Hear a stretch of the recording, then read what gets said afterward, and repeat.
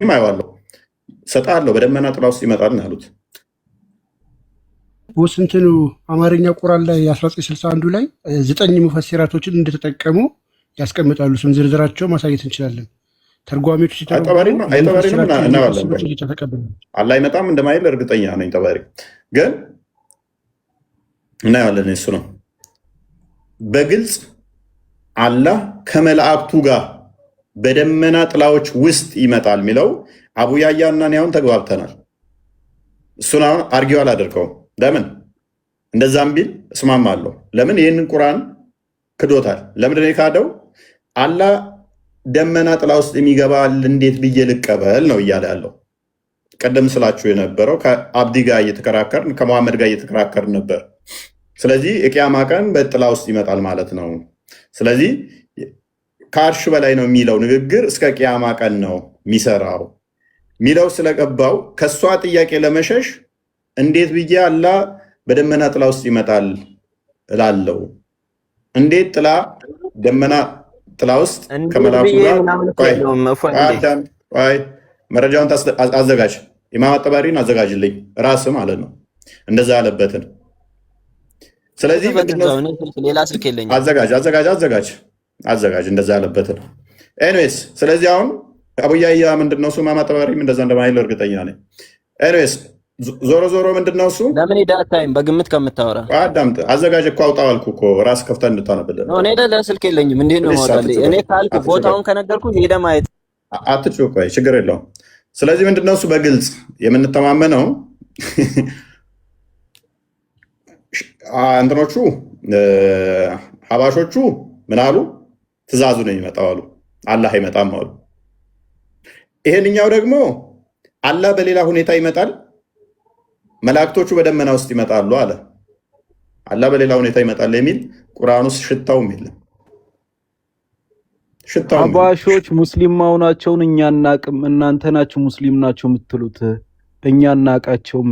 ይሄንኛውስ እሺ ሙስሊም ነው? ይሄንኛውስ ሙስሊም ነው እኮ። አላህ ይመጣል፣ በእርግጥ ይመጣል። አላህ በደመና ጥላ ውስጥ ነው የሚመጣው አይደለም? እንደ ቁርአኑ ክፍል ይመጣል። ትክክል ነው፣ ይመጣል። አይመጣም እያለ ነው። በደመና ጥላ ውስጥ አይመጣም እያለ ነው። አቡያ እያለ ነው። ከመላእክቱ ጋር አይመጣም እያለ ነው። ይመጣል። ከቁርአኑ አንዲት የጤፍ እኮ አይመጣም አላልኩም። አይመጣም አላልኩም፣ ግን በፈለገው መንገድ ይመጣል ነው ያልኩት። ለምንድን ነው የሰው ንግግር የምትቀይሩት? በፈለገው መልኩ አይመጣም ይመጣል ሳይሆን ከመላእክቱ ጋር በደመና ጥላ ውስጥ ይመጣል አይመጣም? አቡያ ከመላእክቱም ጋር ይመጣል። የጠየቁ መልስ። በደመና ጥላ ውስጥ አላህ ከመላእክቱ ጋር ይመጣል አይመጣም?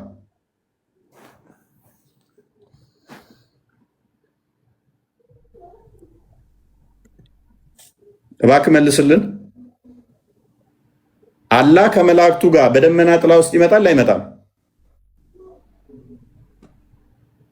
አማለው እናንተ እንትን ምንድነው በፈለጋችሁ ሰዓት ሰውን ሚዩት ታደርጋላችሁ። ከዛ ማንንም ሚዩት አላደረገም ወንድማችን፣ አትቅጠፍ።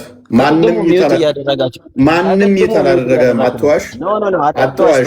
ምን እኔ ጋር እናንተ ጋር ስለ ሁሉ ነገር እናንተ እጅ ስላለ አሁን ለምሳሌ በአንዱ ቢያወርደኝ ወረደ ትላላችሁ። ይሄ እናንተ አታልቅስ። ዶሙ ባረን ደቦሽ ሊስን ፓኒክ አታድርግ። ይኸው እጄ እንደዚህ አድርጌልሃለሁ። ስክሪንሻት አድርግና አሳየን። አንድ ሰው ሚት ካደረገ እዚህ ቤት ማንም ስልጣን የለውም። ባይዘይ ኮመንት ላይ ነው ስልጣን ያላቸው። ቪኪ እንኳን ስልጣን የለውም። ወላሂ በተደጋጋሚ ነው እዚህ ቤት ውስጥ አንተ ላይ የሆነ ሰው ሲያወራ የወንድምነት ፕሊዝ ባላ ስም ይዣለሁ። አንድ ደቂቃ እፎይ፣ የእኛን ልጆች ፕሊዝ በምታምነው አምላክ ስም ይዣለሁ። አታልቅስ አትበላቸው ፕሊዝ። ባላ ስም ለምናለሁ። ማንን ነው? አንተን ነው። ምን ላድርግ? ካዳ ሚውት ሳይደረግ ያው ላውን አዳምጠው ማድረግ ተደርጓል። ይሄ ያንተ ውሸት ነው። እንደውም ልንገርህ መከባበር ከሌለ ስክሪንሻት አድርግና አሳየናል እኮ እንዲህ ያወራኝ ማለት አሁን ከገባሁኝ ከአምስት ጊዜ ምናምን ሚውት ተደርጊያለሁ። ምንም ማንም አደርግ። ይሄ አውራ በቃ አሁን እንደዛ በላ ግን ከዚህ በፊቱን ተደርጊያለሁ ምንም ኖርማል ነው። አረበና ታልቅስ ስክሪን ሻት አርግና ሳይ ማን ሞዴሬተር ነው ስልጣን የለውም። እኔ ነኝ ስልጣን ያለኝ እጄን እንዲያረኩ እኮ ነው ያወራለሁት። ኮሜንት ነው እንጂ አላደረኩም ልትለው ታዲያ አላደረኩም ነው የምትለው ታዲያ አሁን ይቅር በቃ አቡ ያያ ለምን ይዋሻል? እኔ እኮ ውሸቱ ነው የሚገርመኝ እኮ ስክሪን ሻት አርግና ሳየን ራሴ ላይ ታደርጋለሁ። የማይመስል ነገር አታውራ። ለምንድን ከርዕሳችን የምንወጣው? የማይመስል ነገር አታውራ። ራሴ ላይ እያወራሁኝ እንዴት ነው ሚዩት ማድረገው? የማይመስል ነገር አታውራ። ስክሪን ሻት አድርግና ሳይ ከዚህ በኋላ ከተደረክ ኤቪደንስ ምናምን ይዘና በቃ አሁን እንቀጥል። በዚያ አንዳንዴ ስሙ ምናልባት እናንተ ጋር እንዲህ አይነት ነገር ላይገጥማችሁ ይችላል፣ ግን ብዙ ጊዜ ስለሚያደርጉ አሁን ከፈለክ አውራ በል እንጂ አልተደረክም። ዋሽታሃል አትበል። ኖ ዋሽታሃል አትበል። ይሄ ራሴ ውሸት ነው። አዋት አልቅስ በእናትህ ቶፒኩ ላይ ግባ። ወይ ጉድ! ውሸት ሲያዝልህ መሸሽ ትፈልጋለህ። ያቡ እኛን ሙስሊሞችን እያሰደብከን ነው። ፕሊዝ ኖ ምንም አላሰደብኳችሁ። ምክንያቱም ለመሰለክ ያለውን ነገር በእኔ ላይ ሲለጥፍ ዝም አልልም እኔ ቶፒክ ላይ በቃ ስክሪንሻት አድርግና ሳየን። ኡስታዞቻችን እንዴት ነው ያስተማሩን? ትህትናን ነው ያስተማሩን። ለዛ ፕሊዝ ለመሰለክ አሁን ቅድም ያለውን አልሰማችሁም እናንተ። ለዛ ነው እኮ አትዋሽ ምናምን ስላለ ያ ነገሩ በቃ ተሙትና ወደ ርዕሱ እንመለስ። አቡ ያህያ በቃ እሺ አንተ ልክ ነሽ። ከዚህ በኋላ ትደረግ የሚውት ኦኬ ከፈለገው ያድርግ፣ ችግር የለውም። ቀጥታ መልስ። አላህና መላእክቱ በደመና ጥላ ውስጥ ይመጣሉ አይመጡም? እኔ አሁን ቀለል አድርጌ የምመልስልህ ነገር ማለት ነው ይመጣሉ አይመጡም? ተፍሲር ላይ ብትሄድ ማለት ነው አላህና የጠየቁ መልስ። ቅድሚያ አንተ የምትፈልገው እኔ ያነበብኩትን ኖ ቆይ ጠበሪ ላይ ብያለሁ። እባክህ ደግሜ ልንገርህ፣ ጠበሪ ላይ ያነበብኩትን ልንገርህ። ጠበሪ ላይ ያነበብኩትን ልንገርህ። የጠበሪን ትመልሳለህ። የተጠየቀው መልስ። ቅድሚያ ጠበሪን እናየዋለን እኮ እየመለስኩልህ ነው። አሁን ቀላል ልመልስልህ እኮ ነው። መላእክቶች የጠየቁን ቅድሚያ ምንድን ነው የጠየቁ? እኔ የጠየቁ ምንድን ነው? እኔ ምንድን ነው የጠየቁ? እኔ የጠየቁ ምንድን ነው? እኔ የመለስኩልህን እኮ መውሰድ ትችላለህ። ያንተን በፈለገው መንገድ ይመጣል ከመላእክቶች ጋር አይመጣም ወይንም ይመጣል? እንደዛ በልና መልስ። ቅድሚያ አላህና መላእክቱ በደመና ጥላ ውስጥ ይመጣሉ ወይንስ አይመጡም? እንዴት ነው አይመጣም ምልክ? ምክንያቱም ይመጣል፣ ግን ደግሞ በደመና ውስጥ ያልከውን አውጣ። ይሄ ነው እኮ አንግባባ ምልክ። ጥያቄህን ካላስተካከልክ እኔ መልስ እንዴት ነው መልስልክ? አይመጣም ወይን ይመጣል በል። አይመጣምም ይመጣልም አልልህም። ምክንያቱም በደመና ውስጥ የሚለው ለሁለቱም አድርጌ አልወስድም ነው ምልክ። እኔ ላርመው ወይ ማሜ መሰለክ አይደለም። አንድን ነገር ሁለት ቦታ አድርጎ ሲጠይቅህ እንዴት ነው የምትመልሰው? እኔ እያልኩ ያለው አሁን ደግሜ የምነግራችሁ ቁርአናችን እያላለው ምንድነው ቅጣቱ የምለው የነዚህ አሸባሪዎች ነው። ቅጣቱ አንቀበልም። ሲጀመር ሙስሊሞች አይደሉም እና ቁርአናችንም በትክክል አልተረጎሙትም፣ አንቀበላቸውም እነሱን። ቁርአናችን የምለው ከዳመና በታች ከዳመና ስር ይላል። እንቀበላለን፣ አናፍርበትም። ቁርአናችን ነው። ለዛ ታላቁ መጽሐፋችን ስለሆነ ድረስ እንቀበለዋለን። ጠበሪን አዘጋጅልኝ። ጠበሪን ክፈትልኝ አንዴ፣ ተርጉምልኝ ወደ እንግሊዝኛ መልሰው። ለምንድን ነው የምናፍርበት? ለምን አልተገለጸም? አንልም፣ ተገልጿል።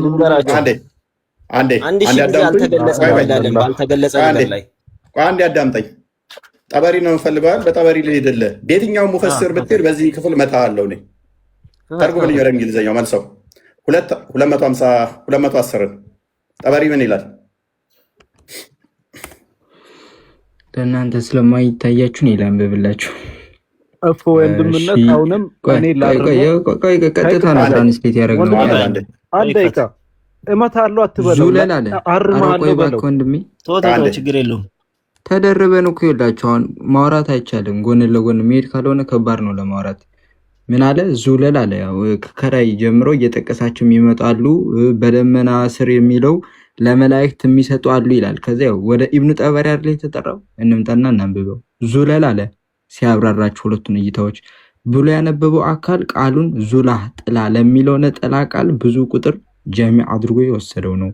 ዙላህ የሚለው ቃል ደግሞ ዝለልና ዚላል ተብሎ በቁጥር አረውቂያ እንደ ባከን እንደ ቆይ አንዴ ቋንቋ ትርጉሙ ነው። ቆይ አንዴ እስኪ ማይክን ያዝግ እስክጨርስ 30 ሰከንድ። ዙላህ የሚለው ቃል ደግሞ ዙለልና ዚላል ተብሎ በብዙ ቁጥር ሊሰበሰብ ይችላል። ይህ ልክ ሁላህ ወዳጅነት ኩለልና ክሊል ወይም ጁላህ ጁላልና ጅላል ተብሎ እንደሚሰበሰብ ነው በማለት ያብራራዋል። ጁላል የሚለውን ቆይ ላሳያችሁ። እዚህ ላይ ምንድነው ሲባል ጁላል ብሎ የተረጎመው አላህ ይመጣል የሚለውን ነው። ከዛ በእኔ ወይም በኢማም አጣበሪ ዘንድ በዚህ ረገድ ትክክለኛው አነባብ ይላል። ጠበሪ አይደለ የተጠራው በዙለል የሚለው ነው። ምክንያቱም አለ ከአላህ መልእክተኛ የአላህ ሶላትና ሰላም በእርሱ ላይ ይሁንና በተላለፈው ሐዲስ መሰረት ምን ይላል? ከደመናዎች መካከል አላህ በዙሪያው በመላእክቱ ተከቦ የሚመጣባቸው ጥቅጥቅ ያሉ ክፍሎች አሉና ይላል። ስለዚህ ዙለል የሚለው አላህና መላእክቱ የሚለውን ያስኬዳል። አንደኛው ዙለል፣ ሁለተኛው ደግሞ ዘሊል የሚላል።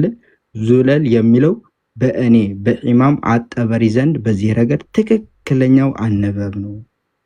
ታንኪዩ። ስለዚህ መላእክቱና አላህ ጥቅጥቅ ባለ ደመና ይመጣል። ፈለከውን አንብበህ አታቁማ። ያው እናንተ ከፍ በልና ደግሞ የራስን አንብብልን። ኢማም አጠበሪን የፈለግከው አይደለ? በእኔ ዘንድ በኢማም አጠበሪ ዘንድ ምንድነው እሱ? መላእክቱና አላህ ጥቅጥቅ ባለ ደመና ይመጣል። ያንተን አሳየን። ጠበሪን ጥቀስ ነው አንድ ቦታ ጠበሪ የዚህን ተፍሲር ያመጣው ይሄን ብቻ አይደለም። ቅድም ነገር ያለው እኮ ሌላ ስልክ እኮ የለም። አሳየን። ቅድም ነገር ያለው በቃ ቴንኪው ከስራው ነው ታጣቢ ያደረክ ተማር። እንደዚህ አይነት ሰዎች ወይን እውቀት የላቸው በጣም አስቸጋሪ።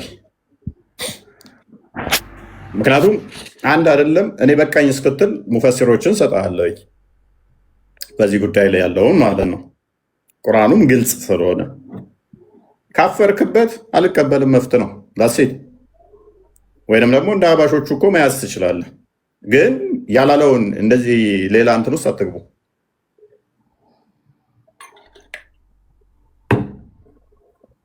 አላዲን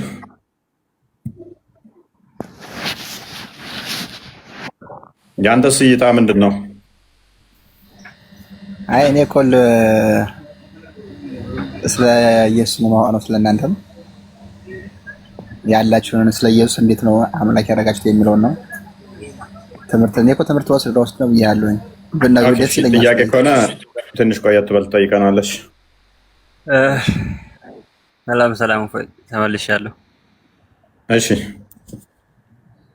ምን ነበር ቅድም ያንተ አቋም? እኔ ቅድም ያው አላህ ታይቷል እያልክ ነበር። ያው በመታየቱ እዚህ ጋር እንዴት አይብ ሊሆን ቻለ ነው ለማለት ኢየሱስ ክርስቶስም ታይቷል በመታየቱ እንዳውም ይታያል ነው እያልን ያለ ነው። ኢየሱስ ክርስቶስ ደግሞ መጥቶም አይተነዋል። ይሄ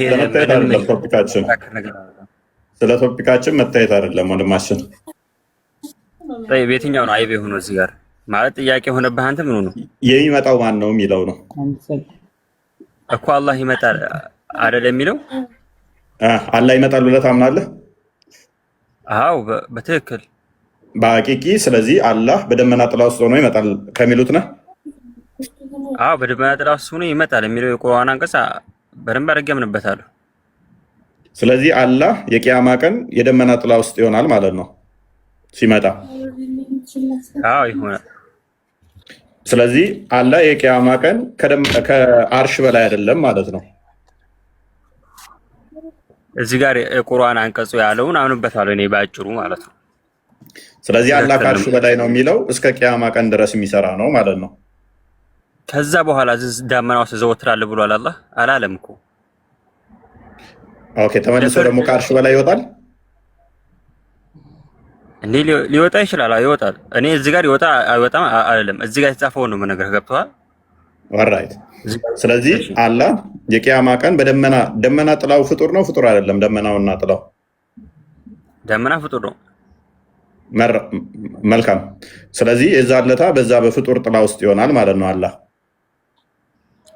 እዚህ ጋር የተፈለገው ጥላውን ፈልጎት ጥላው ምናምን እኮ አለ እሱ እዚህ ጋር እኮ ጥላውን ፈልጎት አለኝ የሚጣል አይ ጣይ ያቃጥለዋል ማለት አይደለም፣ ግን በዛ ውስጥ ሆኖ ይመጣል።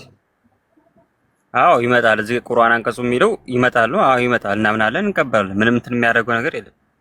መልካም ከደመናው በላይ ነው ማለት ይቻላል? የዛለ ሲመጣ ከደመናው በላይ ሆኖ ነው የሚመጣው ማለት ይቻላል? ወይንስ በደመና ጥላ ውስጥ ነው የሚሆነው? ከደመናው ውጪ ከጥላው ውጪ ወይንስ በደመና ውስጥ? እዚህ ጋር የሚለው ምንድን ነው? በደመና ውስጥ ነው የሚለው የቁርአን አንቀጹ? አዎ በደመና ውስጥ ነው የሚለው። ቁርአን አታነብም እንዴ? መልካም። ስለዚህ በደመና ውስጥ ነው የሚሆነው። ስለዚህ አላህ ዛት እንዳለው ታምናለህ አይደለ? ለሱ የሚገባው ከማንም ሳታመሳስል አላህ ያስቀመጠልን እናምናለን በትክክል። ስለዚህ እነኛ ዛቶቹ የደመና ጥላ ውስጥ ይሆናሉ ማለት ነው የቂያማ ቀን በትክክል ይመጣል። ቴንክ ዩ። ስለዚህ አላህን የሚያካብበው የሚያካልለው የሚያዋስነው ፍጡር አለ ማለት ነው።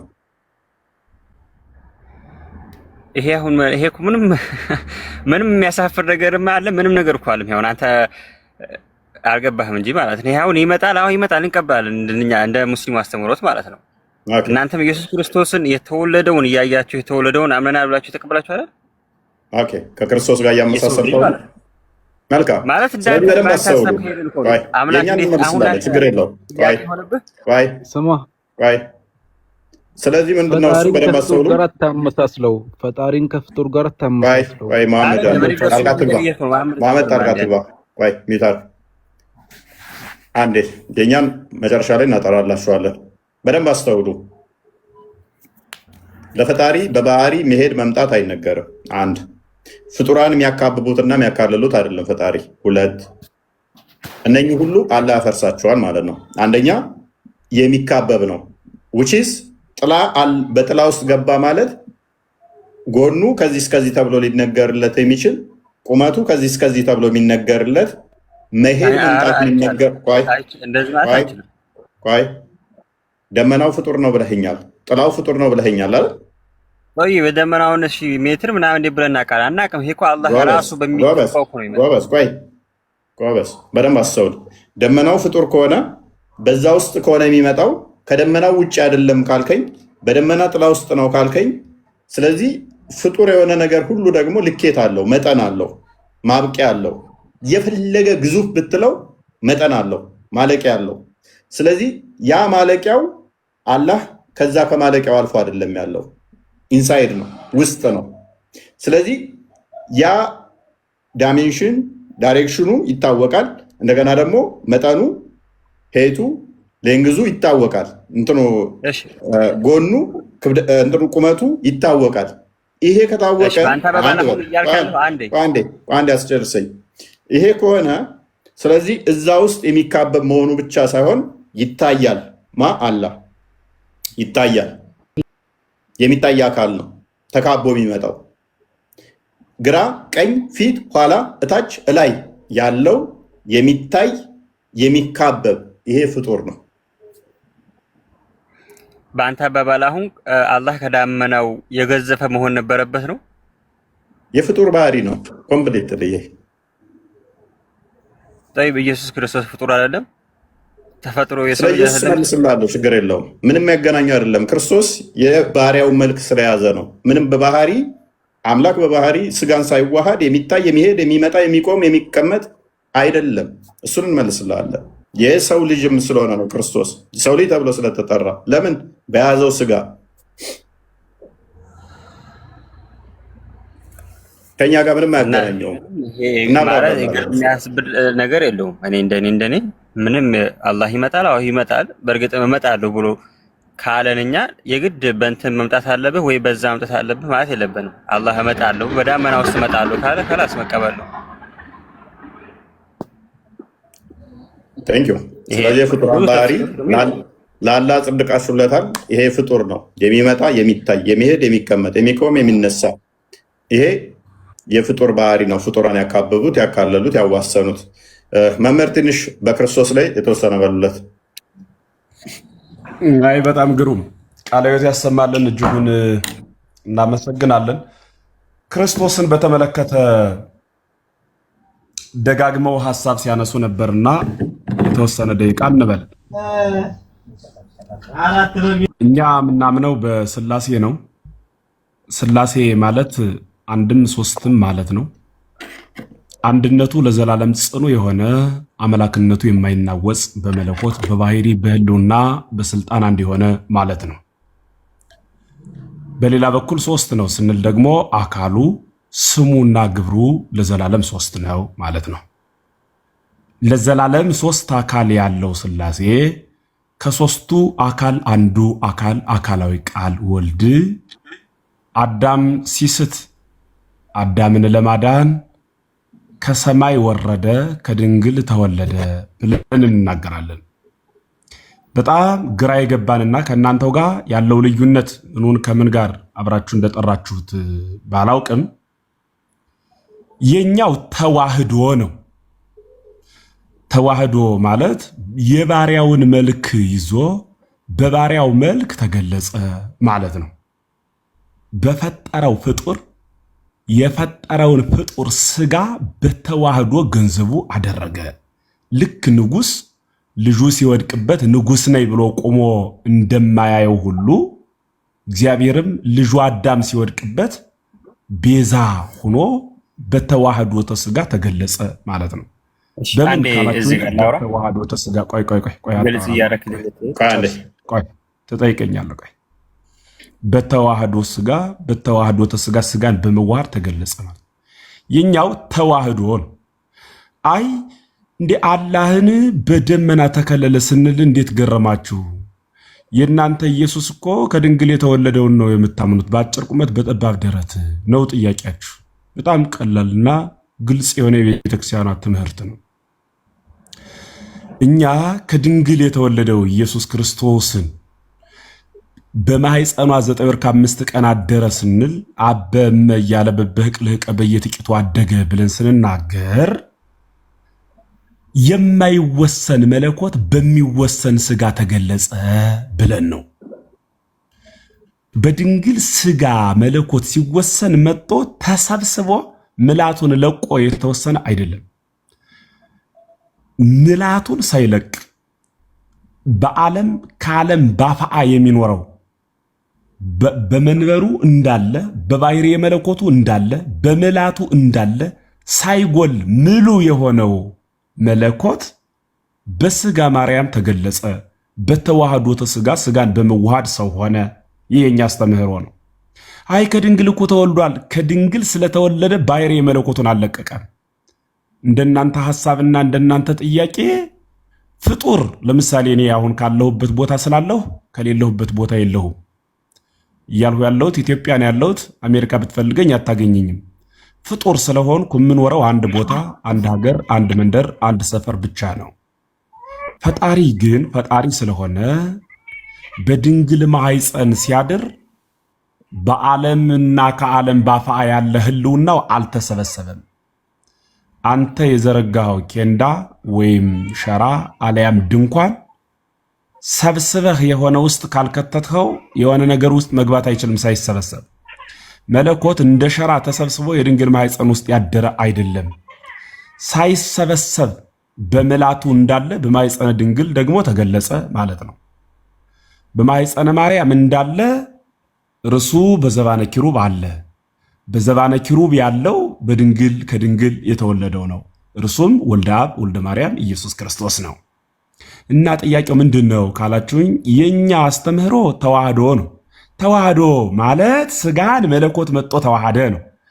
እናንተ ከደመናው ጋር ተዋህዶ ነው ወይ ነው። ባልተዋሃደው ደመና ውስጥ ፈጣሪን ፍጡር እንዴት አካበበው ነው የጥያቄ ፖይንት። አላማው እርሱ ነው፣ ትኩረት እንድታደርጉበት። ደመና ፍጡር ነው፣ ደግሞ ሙሱን ነው። በሜትር ሊለካ ይችላል ላይለካ ይችላል የሚለው እሱን ተቡትና የፈለገውን የሚያክል ይስፋ፣ ፍጡር ፍጡር ነው። ፍጡር ከሆነ በፍጡሩ ውስጥ ያለ ተዋህዶ እንዴት አደረ ነው። የኛ አምላክ ተዋህዶ ነው ያደረው፣ ስጋ ነስቶ ገንዘብ አድርጎ ማለት። ልክ የምናገረው ቃሌ ኖሬ ማወራው ወሬ ማንም ሰው ሊጨብጠው አይችልም። በወረቀት ብጽፈው ግን ይጨበጣል፣ ይዳሰሳል። የማይጨበጠው የማይዳሰሰው የማይታየው ህቡ የሆነው መለኮት በሚታይ ስጋ ተገለጸ። ስለዚህም እርሱን አካላዊ ቃል ስጋ የሆነ ወልደ አብ ወልደ ማርያም ኢየሱስ ክርስቶስ አልነው ማለት ነው። ግልጽ ነው። ከድንግል የተወለደው በባህሪ የመለኮቱ መነሻና መዳረሻ የሌለው በስጋ ግን ደግሞ ያየነው 30 ዓመት ሞላው ብለን የተናገርንለት ነው። ኢየሱስ ሲባል ስጋ ብቻ ትዝ ካላችሁ ስታችኋል። መለኮት ብቻውንም ትዝ ካላችሁ ተሳስታችኋል። መለኮት ብቻ ነው ካላችሁን መለኮት አይታይም። እንዲያው ታይቶ ደግሞ ተወስኖ በሶስት ክንድ ከስንዝር ስጋ አይጓዝም። አይ ስጋ ብቻ ነው ካላችሁኝ ምድራዊ ብቻ ነው፣ ከመቃብር መነሳት አይችልም። እና ምንድን ነው ኢየሱስ ካላችሁኝ ባህሪ የመለኮትና ባህሪ የሰብ ገንዘቡ የሆነለት በአምላክነቱ ሕጸጽ የሌለበት ፍጹም መለኮት በሰውነቱ ደግሞ ፍጹም ሰው የሆነ ፍጹም ሰው ስለሆነ ፍጹም አምላክነቱ ያልቀረበት ፍጹም አምላክ ስለሆነ ፍጹም ሰውነቱ ያልተሰወረበት እርሱ ኢየሱስ ክርስቶስ ነው ማለት ነው። ስለዚህ ባጭሩ ኢየሱስ ክርስቶስ ብለን እኛ የምናምነው ከአብርሃም በፊት እኔ ነበሩ ብሎ ወንጌሉ እንደነገረን ከአብርሃም በፊት የነበረ ከዳዊት በፊት የነበረ በባህሪ የመለኮቱ የማርያም ልጅ የተባለ በባህሪ የስጋው በስጋው የማርያም ልጅ አልነው 30 ዓመት ብለን ቆጠርንለት። በመለኮቱ ዘላለማዊ ነው። ለዚህም ታላቁ ሊቅ ቅዱስ ዮሐንስ አፈወርቅ ሕፃን ኮነ አረጋዊ ወአረጋዊኒ ኮነ ሕፃን ይላል። ሽማግሌው ሕፃን ሆነ፣ ሕፃኑ ሽማግሌ ሆነ አለ። ሽማግሌው ሕፃን ሆነ ማለት ዘመን የማይቆጠርለት ዘመናትን የሚያስረጅ ግን የማያረጀው መለኮት ሕፃን ሆነ ማለት 1 ዓመት 2 ዓመት እየተባለ ተቆጠረለት ማለት ነው። ከዚያስ ደግሞ ሕፃኑ አረጋዊ ሆነ ማለት ደግሞ 1 ዓመት 2 ዓመት እየተባለ የሚቆጠርለት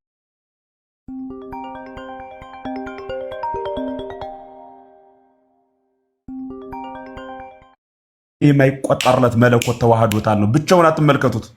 ልክ እንደ አሳ ማለት ነው። እንደ እናንተ አሁን